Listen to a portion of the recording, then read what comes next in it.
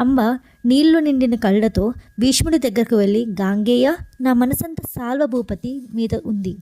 నాకు యుక్త వయసు వచ్చినప్పటి నుంచి అతనే నా భర్త కావాలని కోరుకుంటున్నాను. అతనే నా ప్రాణనాయకుడు, అతనే నా సర్వస్వం. మనసు లేని మనువు క్షేమం కాదు. నా మాట విను. మనసులు కలవని దాంపత్యం వల్ల ప్రయోజనం లేదు.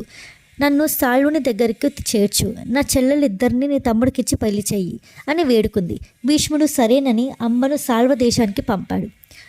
సాల్వుడు అంబను చూస్తూనే, నువ్వంటే నాకు ఇష్టమే, నిన్ను పెళ్లి చేసుకోవాలని నేను అనుకున్నాను. కానీ రాజులందరూ చూస్తూ ఉండగా భీష్ముడు నిన్ను రథమెక్కించుకొని తీసుకుపోయాడు.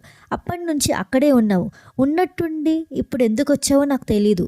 విచిత్ర వీరుని పెళ్లాడబోయి అతని ఇంట్లో కొన్నాళ్ళు గడపొచ్చిన నిన్ను ఏ ముఖం పెట్టుకొని పెళ్లి చేసుకోమంటావు అని పరుషంగా అన్నాడు. అంబ ఏడుస్తూ భీష్ముడి దగ్గరకు వెళ్ళి జరిగిందంతా చెప్పింది.